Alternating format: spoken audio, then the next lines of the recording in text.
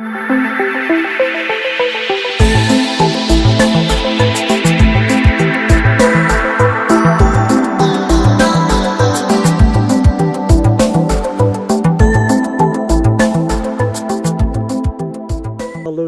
at the White River Trace, where a lot of paintings began with David Plank. This is the actual trail that the Cherokees used as they was crossing into Missouri, Arkansas, on the Trail of Tears. So David starts his projects here, watching the birds, native grasses, native trees, taking notes and sketches as he goes. We've got rain today, which is not in our favor, but maybe we can get David to give us a little wave here.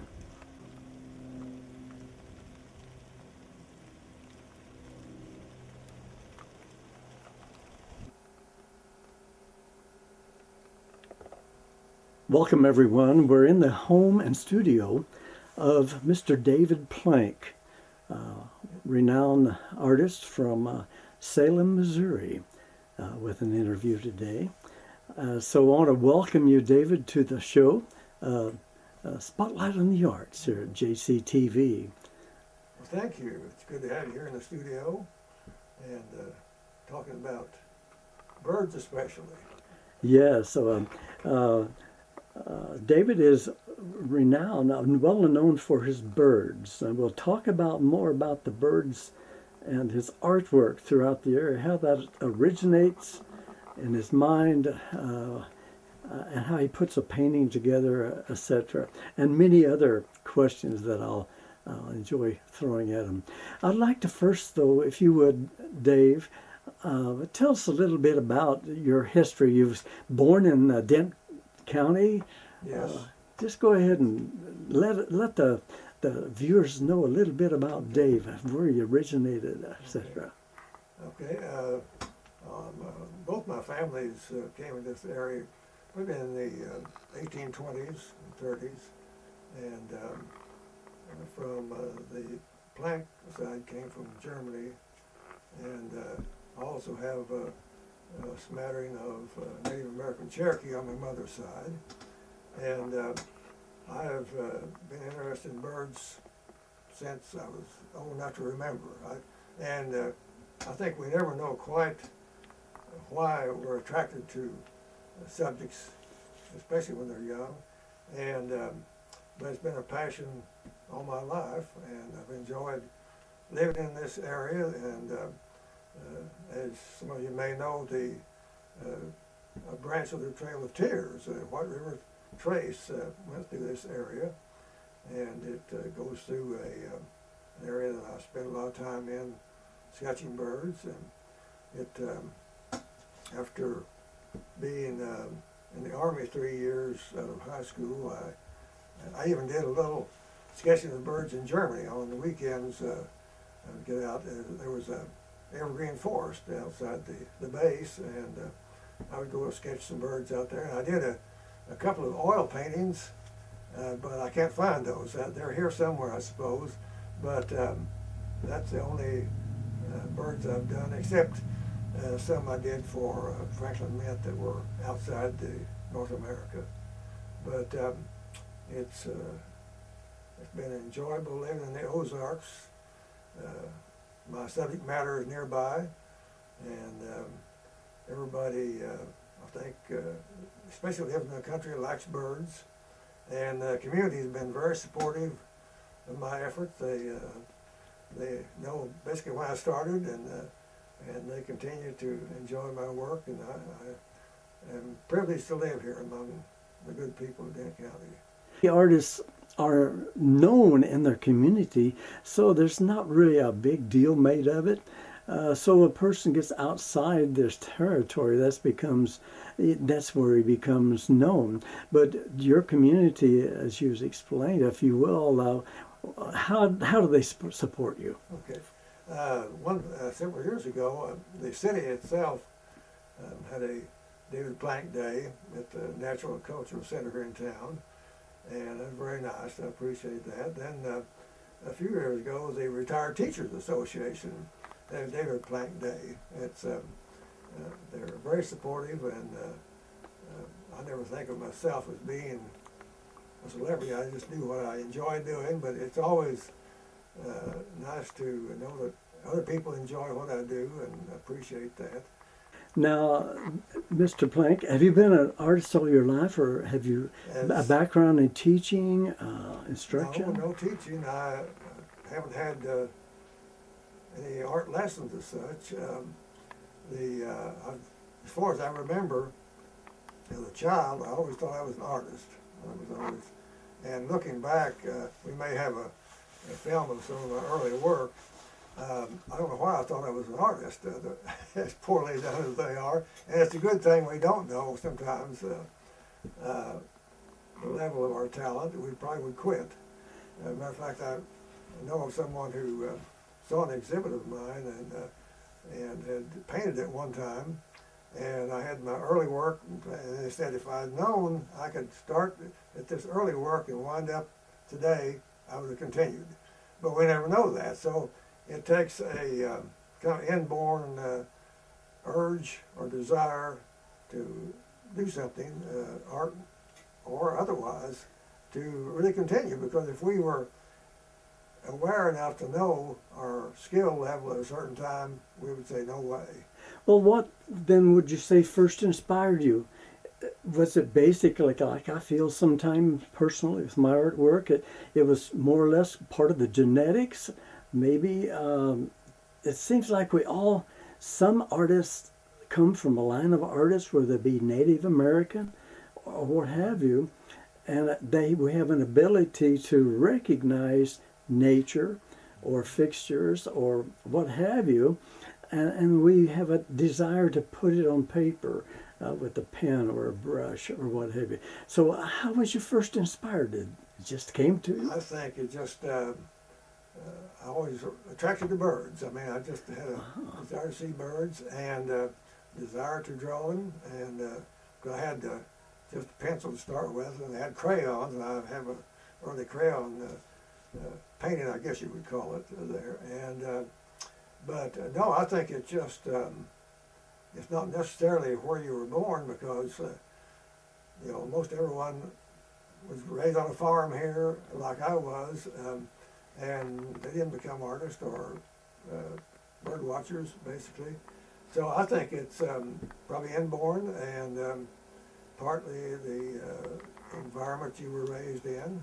If I'd been born in a city, I don't know what I would do. And like many artists, you have that desire to share what you see, put it on canvas, put it on paper, and share it from your heart. Right. I think that's what we certainly enjoy doing the painting, but we also, I think, are trying to show other people how we see things. Whether we see the birds or whatever it is, and the artist is that's their way of communicating. Here's what I see, and basically, here is how I feel about it. And the viewer may not have the same feeling, but you as an artist, you hope that you do trigger some feeling, insight, compassion, or likeness for that. That yes, I certainly. I think I estimated I've created somewhere in the neighborhood of 1,700 paintings. I see. And there's some smaller, many drawings, field work. I sketch birds in the field with a pencil, and probably conservatively 8,000 to 10,000 individual bird sketches, and that many sheets of habitat and bird sketches. So it's something that I just enjoyed doing, and I thought that's who I was. And I think your identity. I'm lucky that some people never know who they are. Well, your studio's was surrounded by art and sketches and what have you. And in the second part, we're going to talk again about how that originates. But now people can really identify you and still find your works in the libraries. I know you're very well known for your Birds of Arkansas, and then your Birds of Missouri.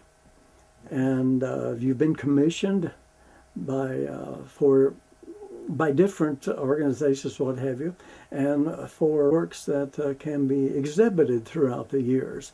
I imagine that you don't travel as much as you used to on as far as exhibiting. No, I at one time traveled around the eastern half of the country to national wildlife art exhibits, and it was fun. But I haven't done that for quite a number of years. I have had exhibits at the Springfield Art Museum and Ashby Hodge Gallery of American Art at Central Methodist University, and a gallery in Springfield has handled my work for 25 years, I think. And I began in Columbia, Missouri. A gallery handled my work there for quite a number of years, and but it just been a pleasure to be able to follow my dreams and desires, and I would, if there was some way I could have, I would have painted whether anyone bought a painting or not. But that's just the way I feel, and it's just inborn in me, and I will continue to paint as long as I'm able. Well, David, through my interviews on Mid-Missouri Art News and also Spotlight here, Spotlight on the Arts, as we're taping today, I meet a lot of artists, and they all know of the talent and art from David Plank. So I want to have many greetings from many artists throughout the state of Missouri that send their regards, and thank you for this. Now, I'd like to ask you what you've accumulated. I know you've just celebrated the 84th birthday, November 15th of this year. And I know as I get older, I'm thinking, what am I going to do with this that I put together and accumulated over the last 40, 50 some years? What is your plan now for the future at 84 years old? Well, I would like to find a museum or to purchase the majority of my collection. I have probably 300 paintings here in the studio going back to the 1950s and earlier. And okay, I'm working on a book. I would like to keep some for that. But that's what I would like to do. I think the field drawings probably historically are more important than the paintings I have. It may even be a record for the number of field drawings done. And that's in the 20,000 plus? Probably 8 to 10,000. 8 to 10,000. I'll be conservative. I don't want to overdo this. Humble, but Mr. Humble. I think that even that is a record. I don't know of anyone who has sketched that. But it was a natural thing I did, and I just don't feel right being outdoors in the field without binoculars and a sketch pad.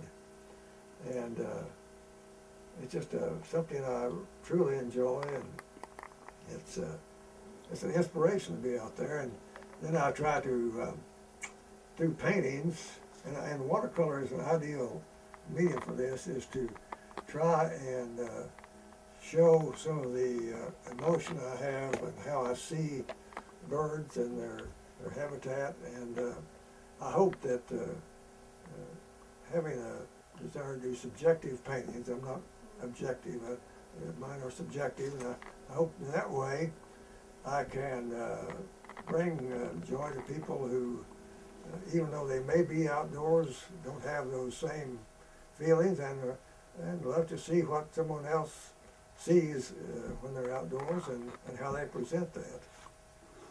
Well, thank you, David. We're going to take a break, and when we come back, we'll find out how you are inspired and how you develop the overall subject matter and put the painting together from start to finish.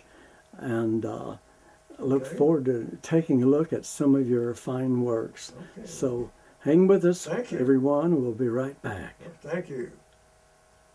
Appreciate that. I enjoy talking about art and birds, so we're on the same page here. What do you guys want to do? I don't know. What do you want to do? I don't know. What do you want to do? 1, 2, ready, go. Gonna pull the stops, gonna make it go. You're living on a wing and a prayer. Gonna put them things together. You know it's now or never.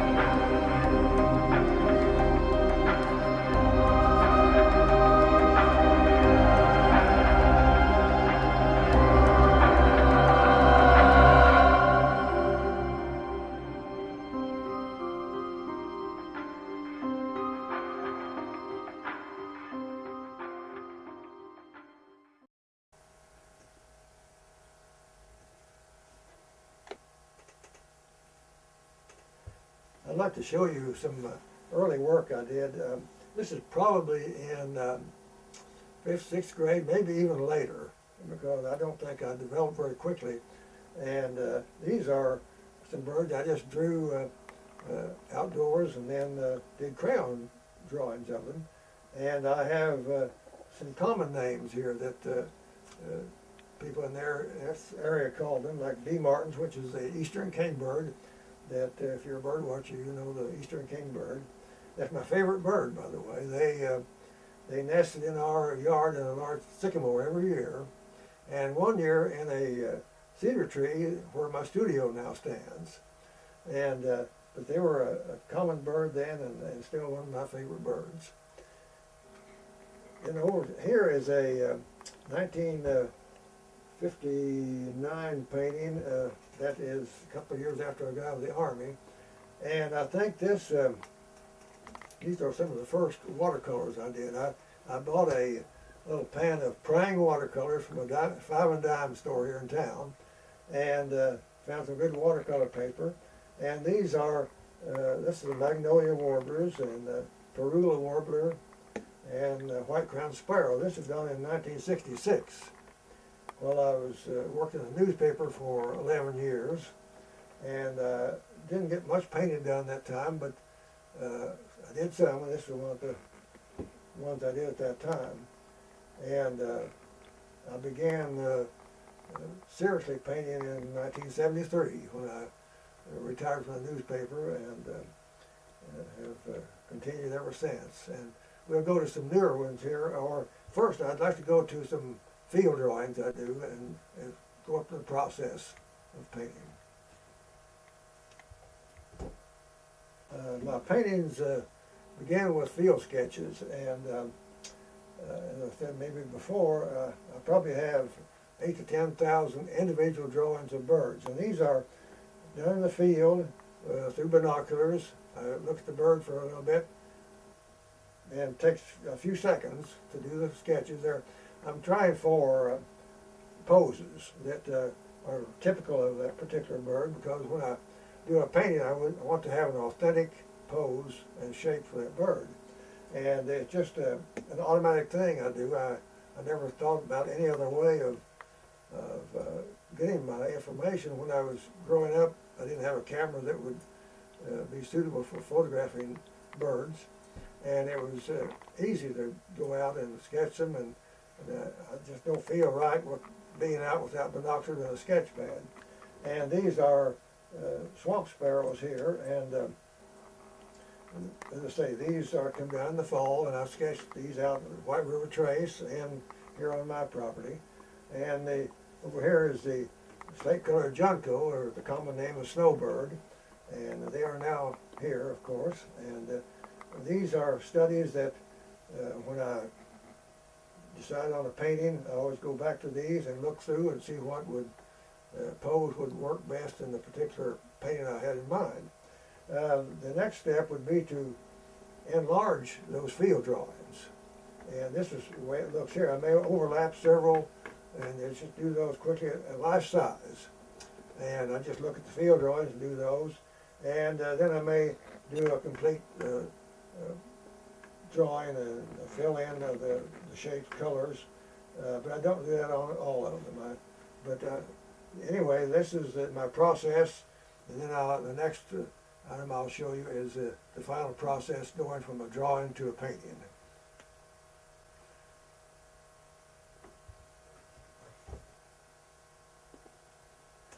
Okay, I'd like to talk a little bit about the final step to a watercolor painting. And as far as ideas, I've been asked several times, how do you come up with ideas for a painting? And it's just automatic. I have more ideas than I'll ever paint. I can go out to White River Trace or anywhere else and start sketching, and I see paintings everywhere. And so I have to decide which one I want to do and how I want to present that. Well, when I'm out sketching, I obviously see things in a certain way. I'm affected by what I see, and I think as an artist, that's the most important thing you can do, is try to convey to others your excitement about what you're doing. And so when I come up with an idea, the next step is to work out a composition that is pleasing. I try to have someone's called my painting non-threatening. A calm painting that has, I use colors to do so, but this is the final stage, and what I do is pencil the back of it, it acts like a carbon. I lay that on a watercolor paper, go over the image, and that leaves a drawing on the paper without having to erase or anything. I do all that on this. Everything's worked out here. This is a slate-colored Junco down below here, a watercolor painting on rag watercolor paper. It's somewhat of a melancholy painting of the fall before winter, or you might say waiting for winter. And on this one, as on most, I don't try to paint every leaf, especially in the distance, or grass, or weeds. And this, I put watercolor on a brownish, then dropped clear water in that. It's weeds, but you can't see a weed here. Just here, this is probably goldenrod that after the frost it turns white, kind of a flowery color. And this is ragweed in the back, which most people don't like. But ragweed is a wonderful food for birds. And so this is, I do the background first, because that fits the mood of everything. And I leave the bird white. I don't use any black paint or white paint. This is all paper showing through here. And so that way it's, you get if you did the bird first, you couldn't match the background to it. So I do the impressionistic background and fit the bird in that. And it shows where the bird is, and from an artistic point of view, it works much better. Now, you have seen this painting previously, but I'd like to explain a little more about it and the painting process also. These are blue grosbeaks. They're here in the summertime. They arrive usually in April and leave in late September, October. They're perhaps a little larger than a bluebird, and this is a male and a female. And this was inspired by White River Trace.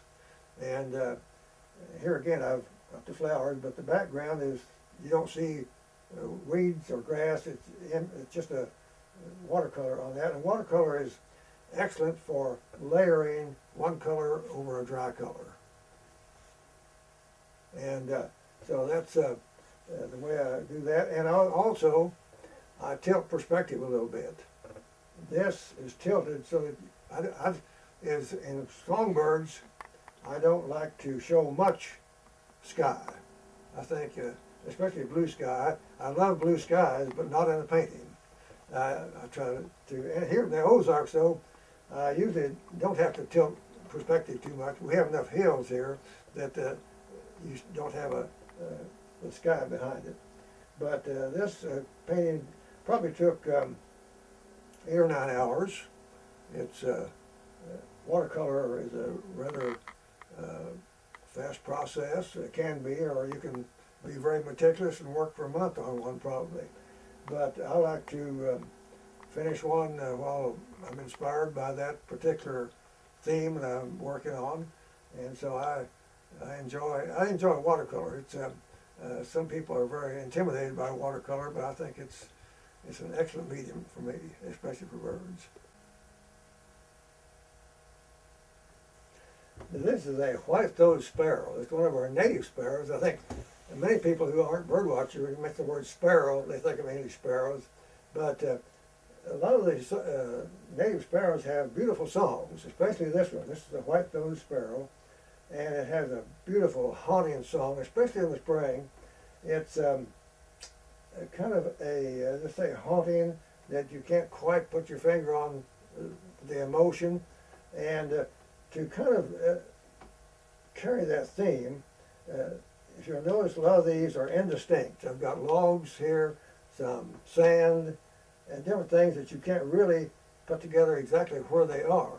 And since it's a kind of a mysterious song in a sense, it gives you a longing for something that you can't quite put your finger on. And so I did this type of painting to try to illustrate that somewhat. That here's this bird with a beautiful song and a background that he's in that you can't quite determine what is level with the ground and what isn't. And the colors are a little different than you would see other than the redbud. And the native sparrows as a group are my favorite group of birds. There's several in that, and they're very, I can walk out some crisp October morning and feel like you're surrounded by friends when all the sparrows are there eating the weed seeds. And it's a wonderful bird. I've done several paintings of them, and I'm always anxious to see them come down in October, and they will go back north in the spring. And as I say, the song, it gives us a longing for things that are beyond our knowledge.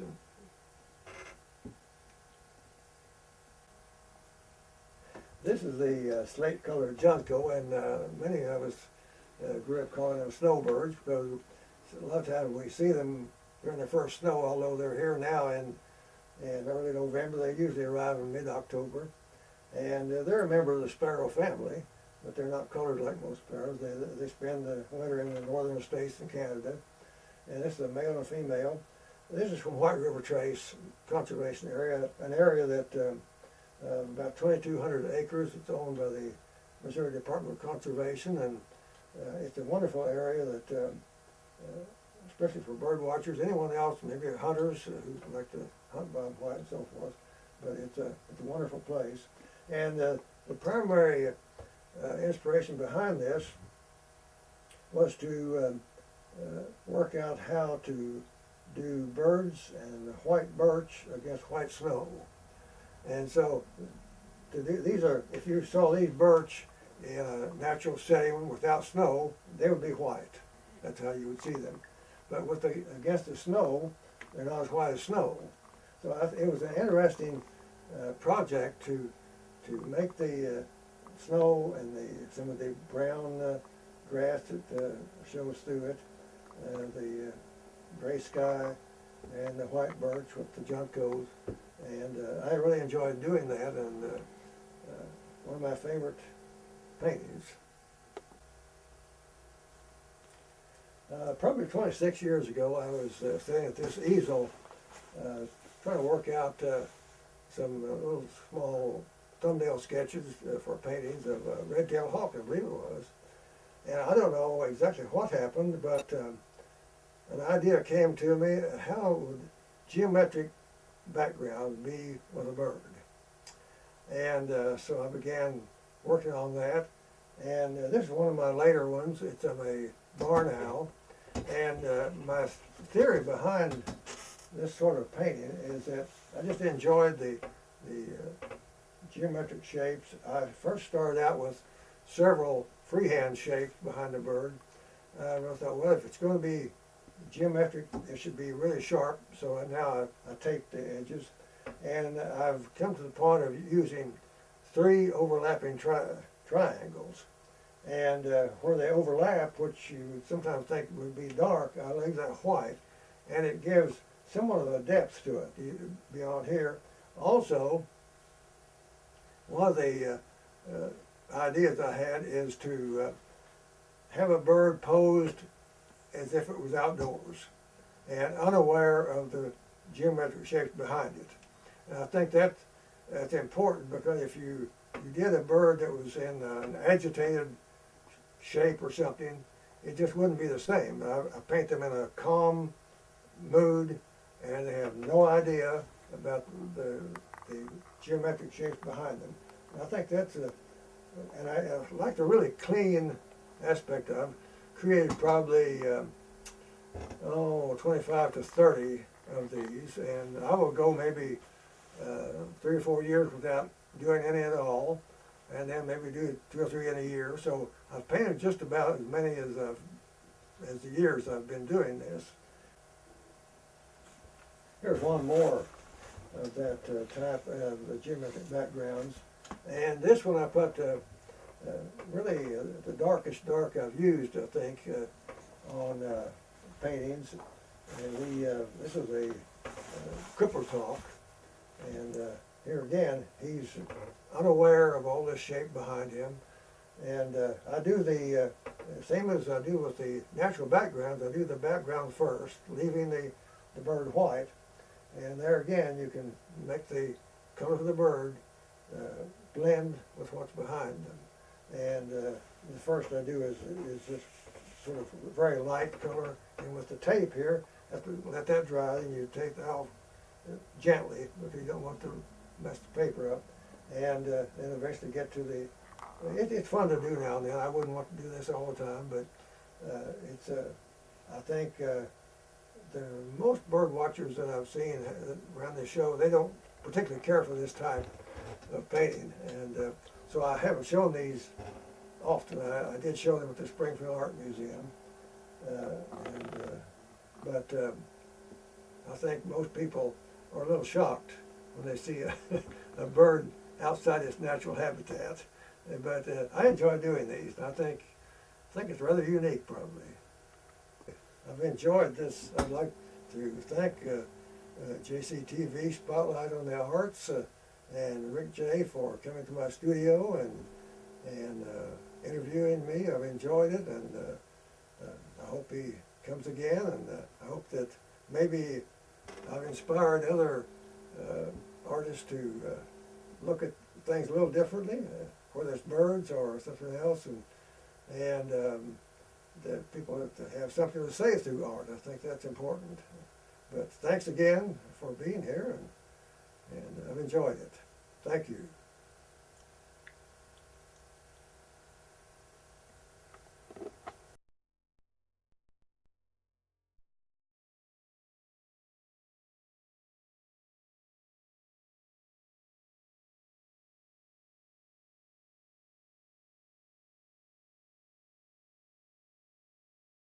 Thank you.